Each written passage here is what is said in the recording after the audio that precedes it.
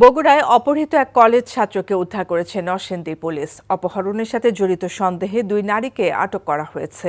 এ ব্যাপারে তদন্ত শুরু করেছে পুলিশ। বগুড়া থেকে এমদাদুল হকের ক্যামেরায় আতিকুর রহমান সোহাগের পাঠানো রিপোর্ট।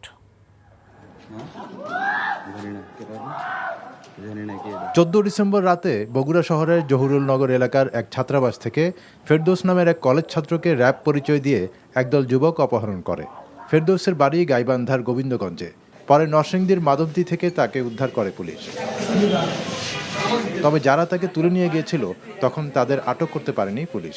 অপহরণের পর মুক্তিপণের টাকা বিকাশে ওঠাতে গেলে নারায়ণগঞ্জের সিদ্ধিরগঞ্জ থানা পুলিশ 2 নারীকে জিজ্ঞাসাবাদের জন্য আটক করে। 70-80 কিলোমিটার দূরে এক বাড়িতে নিয়ে যাওয়ার পর ওখানে টর্চার করা হয়। তো ওখানে মুক্তিপণ দাবি করা হয়। তো যাই হোক, কিছু মুক্তিপণ দেওয়া হয়েছিল। আমার চোখ বান্ধা ছিল, আমি কাউকে দেখিনি। তো আমার অভিযোগ হচ্ছে এই যে র্যাবের পোশাক ধরে এইভাবে আসতেছে, আমাকে কেউ হেল্প করেনি। কারণ সবাই মনে করছে আইনের লোক। এই যে একটা অকারেন্স আমার সাথে ঘটেছে, অন্য কারোর সাথে না ঘটে, আমি এটা সুষ্ঠু তদন্ত চাই।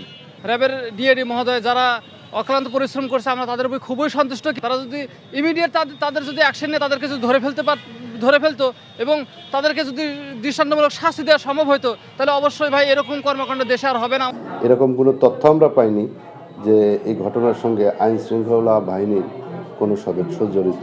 প্রাথমিক জিজ্ঞাসাবাদে আমরা বেশ কিছু তথ্য পেয়েছি।